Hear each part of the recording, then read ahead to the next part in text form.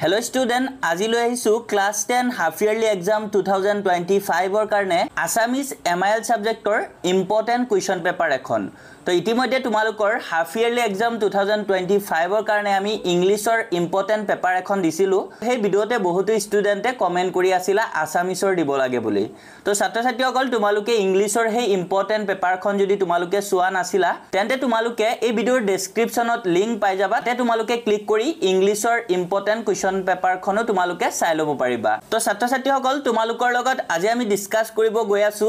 Assamese MIL সাবজেক্টৰ এই question পেপাৰখন আৰু এই পেপাৰখন অল ডিস্ট্ৰিক্টৰ বাবে ইম্পৰ্টেন্ট আছে আৰু ইংলিশ খনো আমি যে দিছো হেতু অল ডিস্ট্ৰিক্টৰ হাফ ইয়াৰলি এক্সামৰ কাৰণে ইম্পৰ্টেন্ট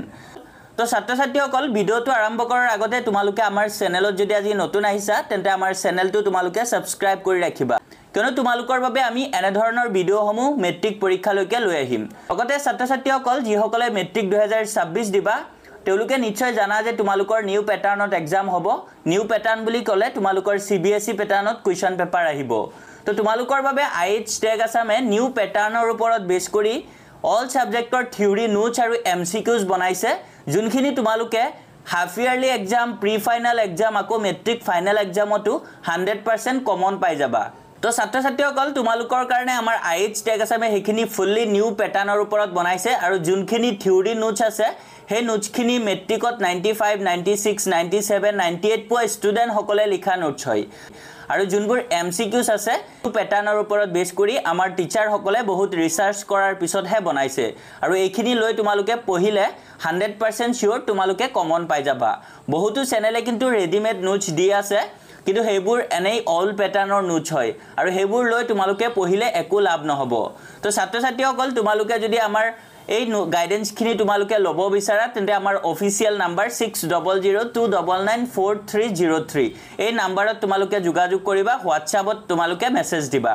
আৰু আমাৰ অল সাবজেক্টৰ থিওৰি নোটছ আৰু MCQs তোমালোকে একেলগে ললে মাত্ৰ 599 रुपीस তোমালোকে পেমেন্ট কৰিব লাগিব আৰু যদি কোনোবাই সিঙ্গেল সাবজেক্ট লোৱা তেন্তে 149 रुपीस পেমেন্ট কৰিব লাগিব গতিকে তোমালোকৰ যদি লাগে তেন্তে তোমালোকে হোৱাটছআপত মেছেজ দিবা তো ছাত্ৰ ছাত্ৰীসকল বলা এতিয়া আমি পেপাৰখন ডিসকাস কৰো অল ডিস্ট্ৰিক্টৰ ষ্টুডেন্টে চাব পাৰিবা এই পেপাৰখন ইম্পৰ্টেন্ট আছে অল ডিস্ট্ৰিক্টৰ হাফ ইয়াৰলি এক্সামৰ কাৰণে যিসকলৰ Assamese MIL সাবজেক্ট আছে প্ৰথমতে ক অংশ দিছে 1 নম্বৰীয়া প্ৰশ্ন দিছে অতি চমু উত্তৰ লিখা তো অতি চমু উত্তৰত দিছে ক নম্বৰত দিছে ভাৰতীয় সংস্কৃতিৰ প্ৰাণ কি তাৰপিছত খ নম্বৰত দিছে দেৱজিৎ ভূঞাৰ জন্ম ক'ত হৈছিল তাৰপিছত ঘ নম্বৰত দিছে দশম শ্ৰেণীৰ শ্ৰেণী কোঠাত হুমুৱা শ্ৰেণী শিক্ষক গৰাকীৰ নাম কি তাৰপিছত 2 নম্বৰীয়া প্ৰশ্ন চমু উত্তৰ লিখা তোমালোকে ইয়াতে যিখিনি প্ৰশ্ন আছে গুটেইখিনি চাবা কিন্তু ইয়াতে যিকোনো দুটা বা যিকোনো এটা তেনেকুৱা লিখা থাকিব পাৰে হেতু তোমালোকৰ পৰীক্ষাত যেতিয়া থাকিব তেতিয়া তোমালোকে হেমতে লিখিবা কিন্তু এতিয়া ইয়াতে যিখিনি প্ৰশ্ন আছে গুটেইখিনি তোমালোকৰ বাবে ইম্পৰ্টেন্ট গৰিকে তোমালোকে গুটেইখিনি পঢ়িবা তো তাৰপিছত 2 নম্বৰত চমু উত্তৰ লিখা প্ৰথমতে দিছে এজন সফল উদ্যোগী হ'বলে কি গুণৰ প্ৰয়োজন খ নম্বৰত দিছে আৰ্টৰ বিপৰীত পন্থা দুটা কি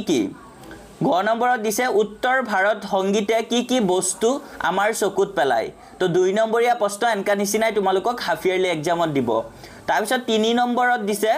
4 নম্বৰীয়া প্ৰশ্ন এটা ভাৰতীয় সংস্কৃতি এক বিৰাট সমন্বয়ৰ বস্তু এই কথাৰ কিমান দূৰ যুক্তিযুক্ত ভাৰতীয় সংস্কৃতিৰ পাঠটোৰ আধাৰত বিচাৰ কৰা আকৌ নাইবাদি তোমালোকক আৰু এটা প্ৰশ্ন দিছে অৰুণিমা সিনহাৰ এভাৰেষ্ট অভিযানৰ বৰ্ণনা দিয়া তো দুইটা প্ৰশ্ন ইম্পৰ্টেন্ট তোমালোকে ভালকে চাবা তাৰ পিছত 4 নম্বৰত দিছে উত্তৰ লিখা ভাইৰাছ কি ই কেনেধৰে কম্পিউটাৰ এটাৰ বিজুতি গটাব পাৰে এইটা তোমালোকৰ 2 মাৰ্কছৰ প্ৰশ্ন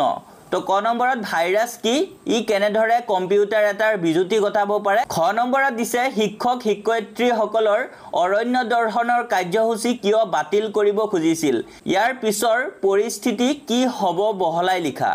তাৰপিছত আকৌ ঘ নম্বৰত দিছে উদ্যোগী পুৰুষ সিংহৰ সমান এলেহুৱা কাপুৰুষৰ সমান কথাহাৰ বুজাই লিখা 2 মাৰ্কছৰ প্ৰশ্ন তোমালোকে ভালকে চাবা তাৰপিছত 5 নম্বৰত দিছে আকৌ 1 নম্বৰীয়া প্ৰশ্ন অতি চমু উত্তৰ লিখা ক নম্বৰত দিছে ৰঙা কৰবীৰ ফুল গ্ৰন্থখনৰ ৰচক কোন খ দিছে অভিযাত্ৰী শব্দৰ অৰ্থ লিখা ঘ নম্বৰত দিছে হস্পিটালত থাকুতে অৰুণিমাৰ মনত কি সপোন তীব্ৰ ৰূপ লৈছিল তাৰ পিছত 6 নম্বৰত দিছে উত্তৰ লিখা 2 নম্বৰীয়া প্ৰশ্ন ক নম্বৰত দিছে মনে মনে থাকা ছাৰ বাইদেৱে শুনিলে দিব মজা পালি কথাহাৰ কোনে কাক কিয় কৈছিল খ নম্বৰত দিছে ইমানখিনিলৈ আহি আৰু উভতি যোৱাৰ প্ৰশ্ন নুঠে যি হয় দেখা যাব কথাহাৰ বক্তা কোন আকৌ কাক উদ্দেশ্য কৰি বক্তাই কথাহাৰ কৈছিল 2 নম্বৰীয়া প্ৰশ্ন ইম্পৰ্টেন্ট আছে বহুত চাই লবা তাৰপিছত 7 নম্বৰত দিছে অতি চমু উত্তৰ লিখা 1 নম্বৰীয়া প্ৰশ্ন বৰগীতটি কি ৰাগত বন্ধা আছে খ নম্বৰত দিছে আসমানৰ কুতুব তৰা আধমৰ জাত ইয়াত আধম কোন ঘ নম্বৰত দিছে ৰঘুনাথ চৌধুৰীয়ে কোনখন কাকতৰ জৰিয়তে কবিতা লিখিবলৈ আৰম্ভ কৰে 8 নম্বৰত দিছে চমু উত্তৰ লিখা বৰগীত দুটাৰ লক্ষণ লিখা 2 নম্বৰীয়া প্ৰশ্ন উজনি অসমত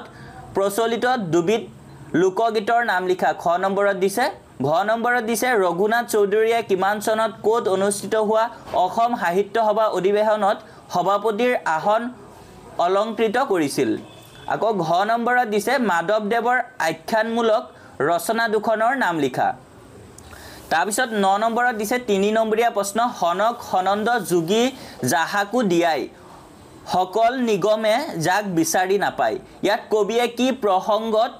কাৰ বিষয়ে কিয় এনেধৰে কৈছে চমুকৈ লিখা তাৰপিছত 10 নম্বৰত দিছে ব্যাখ্যা কৰা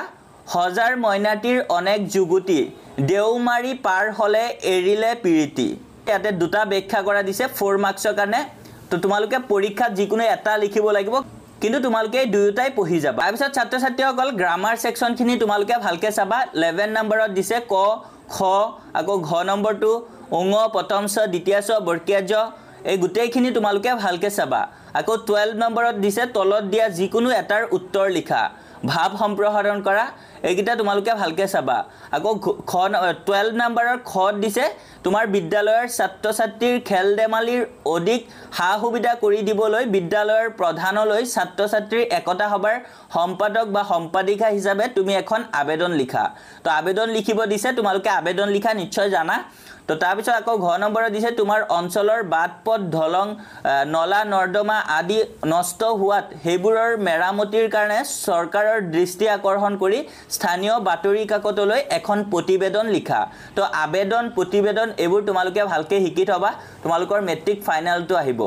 তো তাৰপিছত আকৌ 13 নম্বৰত দিছে তলৰ যিকোনো এখন ৰচনা লিখা তো ৰচনা তোমালোকৰ বাবে বহুত ইম্পৰ্টেন্ট হয় আৰু তোমালোকৰ কাৰণে অলৰেডি আমি আইএইচ টেক আসামৰ ফালৰ পৰা মেট্ৰিক 2026 ৰ কাৰণে কমন আসামিজ ৰচনাৰ ভিডিও দিছো আৰু আমি সেই ভিডিওত তোমালোকক যিখিনি কমন ৰচনা দিছো সেই কমন ৰচনাখিনি তোমালোকে ভালকে যদি পঢ়ি লোৱা তেতে হাফ ইয়াৰলি এক্সামৰ লগতে প্ৰি ফাইনাল আকৌ মেট্ৰিক ফাইনাল এক্সামতো তোমালোকৰ যিকোনো এটা এছে হেগিনিৰ পৰা তোমালোকৰ কমন আহিবই তো যদি তোমালোকে আসামিজ ৰচনাৰ কমন ভিডিওটো চোৱা নাই সেই কমন ভিডিওৰ লিংকটো তোমালোকে এই ভিডিওৰ ডেসক্ৰিপচনত পাই যাবা তোমালোকে চাই ল'ব পাৰিবা তো তাৰ পিছত ছাত্ৰ ছাত্ৰীসকল 14 নম্বৰত দিছে বৈচিত্ৰময় অসমৰ পৰা বৈচিত্ৰময় অসম সন্নিবিষ্ট যিকোনো দুটা জনগোষ্ঠীৰ হাসপাৰৰ বিষয়ে লিখা তো তোমালোকে চাবা এইটা 4 মাৰ্কছৰ কাৰণে তাৰ পিছত আকৌ 15 নম্বৰটো দ্ৰুতপাতৰ পৰা দিছে বিম্বৰ দেউৰী আৰু বলাইৰাম হেনাপতিৰ বিষয়ে লিখা আকৌ নাইবা দিছে তলৰ গদ্যাংশটো পঢ়ি উত্তৰসমূহ লিখা তো এটা ভালকে চাবা পেছেজ ৰাইটিং হয় এটো তো ছাত্ৰ ছাত্ৰীসকল তাৰ পিছত আকৌ তোমালোকৰ নেক্সট খংহ তো খংহত 16 নম্বৰ দিছে তলত দিয়া যিকোনো দুটা লিখা তো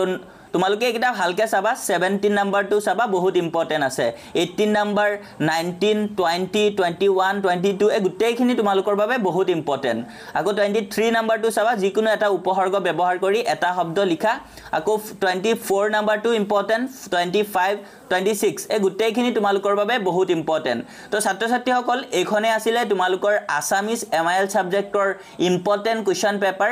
হাফ ইয়াৰলি এক্সাম 2025 ৰ কাৰণে তো ছাত্ৰ ছাত্ৰীসকল এই পেপাৰখন লৈ তোমালোকৰ যদি আৰু কিবা ডাউট থাকে তোমালোকে কমেন্টছত জনাবা আৰু নেক্সট কোনটো সাবজেক্টৰ ইম্পৰ্টেন্ট কোৱেশ্চন পেপাৰ দিব লাগে তোমালোকে কমেন্টছত জনাবা আৰু লগতে আমাৰ চেনেলত যদি আজি নতুন আহিছা চেনেলটো সাবস্ক্ৰাইব কৰিবলৈ একদম পাহৰি নাযাবা থ্যাংক ইউ ফৰ ওয়াচিং